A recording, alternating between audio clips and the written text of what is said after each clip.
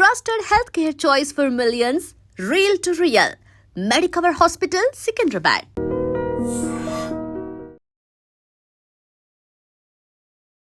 మహాదేవ గురుగారు. మహాదేవ శ్రీమాత్రే నమః. శ్రీమాత్రే నమః. గురుగారు, అద్దెంట్లో ఉండే వాళ్ళు కూడా వాస్తు చూసుకోవాలా? జనరల్గా ఇంటి పేరు ఎవరి మీద అవుతుందో లేకపోతే ఎవరికి కలిసి వస్తుందో వాళ్ళ పేరు మీదే ఇల్లు తీసుకోండి అని చెప్తూ ఉంటారు. ఎక్కువ శాతం ఆడపడుచుల పేరు మీద, ఆ ఇంటి ఆడపిల్ల పేరు మీద తీసుకోమంటారు. భార్య కానీ పిల్ల కానీ అట్లా. నాకెందుకు అనిపిస్తుంది సొంత ఇంట్లో ఉండే వాళ్ళే చూసుకోవాలి కానీ అద్దెంట్లో ఉండే వాళ్ళు కూడా అన్నీ చూసుకోవాలా? సరే, ఒక సెంటిమెంట్ ఉంటుంది కాబట్టి మినిమం అన్ని ప్లేస్లో ఉన్నాయా లేదా మరీ అస్తవ్యస్తంగా ఉన్న ఇల్లు అయితే ప్రిఫర్ చేయం కదా. ఇప్పుడు ఆగ్నేయంలో తీసుకెళ్ళి బాత్రూమ్ పెడితే అయితే ప్రిఫర్ చేయం అనుకోండి. బట్ అది ఎంతవరకు వర్తిస్తుంది చూసుకోవాల్సిందేనా? మేము కూడా ఇప్పుడు కొత్త ఆఫీస్కి వచ్చే ముందు మళ్ళీ గురుగారిని పిలిపించి అన్ని కరెక్ట్గా ఉన్నాయా లేవా చెక్ చేసుకున్నాం. తప్పకుండా. అవును కదా, బై డిఫాల్ట్ అది మన హిందువులకైతే మైండ్లో ఉంటుంది. బట్ పిన్ ఖచ్చితంగా ఉండాలి, వర్తిస్తుంది. ఇప్పుడు ఉదాహరణకు మన హైదరాబాద్లో కానీ కొన్ని చోట్లలో చూసుకుంటే నీలోఫర్ కెఫే లైక్ అది ఎగ్జాక్ట్లీ 90 to 100% కంపాస్ పెట్టినట్టయితే అవి మన అదేమిటి వారు కూర్చునే ప్లేసెస్ కానీ అది ఎగ్జాక్ట్లీ వాస్తు గన్ షాట్. అందుకే ఆ పేరు అద్భుతంగా వెళ్ళడం కానీ కిటకిటలాడుతూ ఉంటుంది కదా గురుగారు. సో ఉండదు అనేటువంటిది ఉండదు, ఖచ్చితంగా ఉంటుంది. ఏది ఏమైనా మన శక్తి, మన ఆలోచన ఫస్ట్. అద్దె ఇంట్లో ఉండేటువంటి వారు కొన్ని జాగ్రత్తలు అవసరమే. లైక్ ఇంటి ఫేస్, లైక్ ఇప్పుడు ఈస్టా, వెస్టా, నార్తా, సౌతా, దాన్ని బట్టి ఎట్లాగూ ఆగ్నేయంలో కిచెనే ఉంటుంది, ఈశాన్యంలో మనకు ఖచ్చితంగా కూడా ఆ యొక్క సంప్ ఉండడము, లైక్ వాటర్ ఉండడము, బోర్ ఉండడము, నైరుతి మూల బీరువా పెట్టుకోవడం జరుగుతుంది. నేను అనేటువంటిది ఏమిటి అంటే ఖచ్చితంగా మనం వెళ్ళేటువంటిది ఎంతో కొంత చూసుకోవాలి. చూసుకోవాలి అనడానికి ఇప్పుడు మీరు చెప్పిన పాయింట్స్. గతంలో ఆ ఇంట్లో ఉండేటువంటి వారు ఎవరో ఏం చేశారు, ఆ ఇంట్లో గతంలో ఒక ఫ్యామిలీ ఉందనుకుందాం, భార్య, భర్త, పిల్లలు.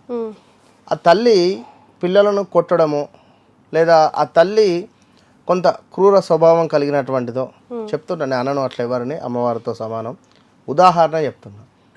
లేదా తండ్రే ఎక్కువగా నాన్ వెజ్ తినడము, మత్తు పదార్థాలకు బానిస అయిపోయి భార్యను కొట్టడము, ఇలాంటివి చేసి ఇంటి ఓనర్లు వెళ్ళిపోండి మీరు అని చెప్పి అనడము, ఇలాంటివి చేస్తే నెగిటివ్ అనేటువంటిది అందులోనే ఉంటుంది కదా.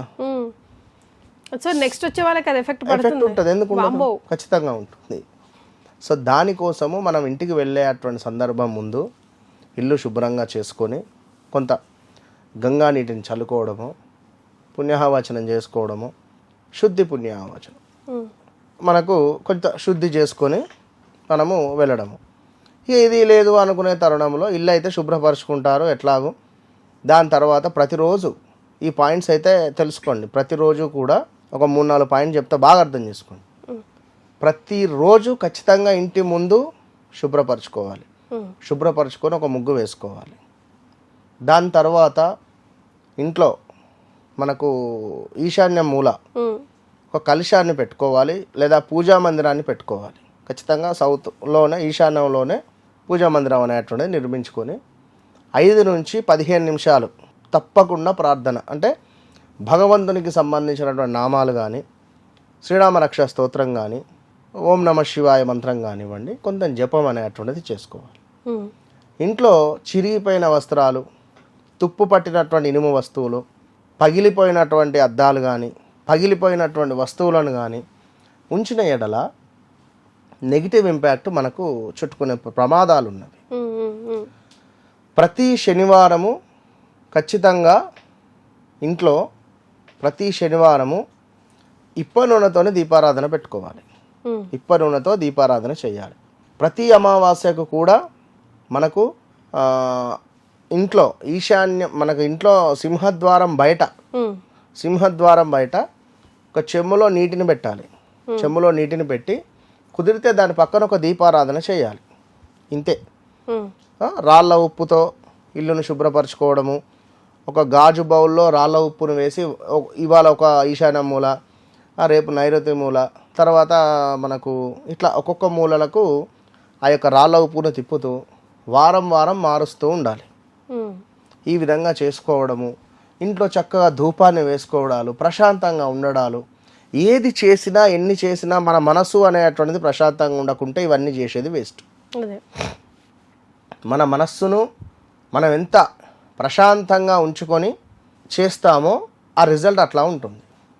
కనుక ఫోన్ మాట్లాడుతూ భగవంతుని ప్రార్థన చేసిన, ఫోన్ మాట్లాడుతూ రాళ్ళ ఉప్పు ఏం చేసేటివని ఎవరికి చెప్పకూడదు, సీక్రెట్గా చేసుకోవాలి.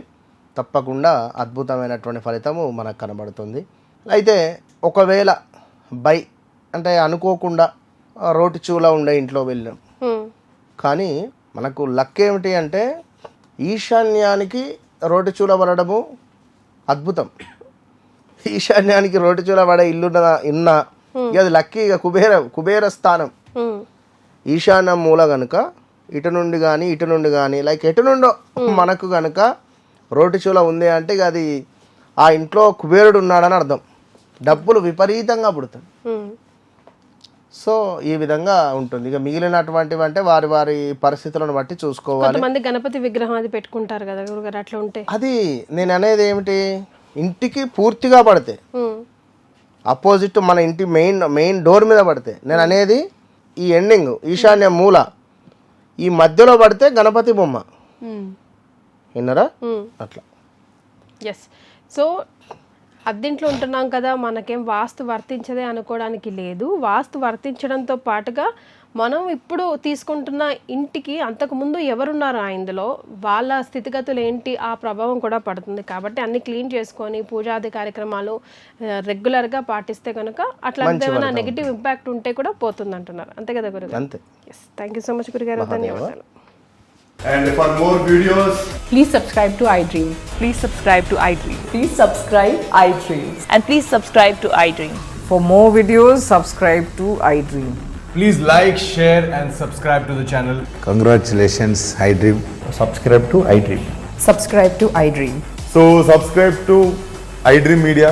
iDream ki iDream team andarki huge congratulations. Please subscribe iDream Media. Please subscribe to iDream. Subscribe iDream. Please subscribe to iDream. iDream అంటే నా కళల ఛానల్ను సబ్స్క్రైబ్ చేసుకున్న నోరు తిరుగుతలేదు, మీరైతే గంట గుర్తు కొట్టండి. For more such videos, please subscribe to iDream. Subscribe to iDream. Please subscribe to iDream. Please subscribe iDream Media. Please do subscribe to iDream. Please subscribe to iDream Media. For best entertainment and information, please subscribe iDream. And don't forget to subscribe to iDream.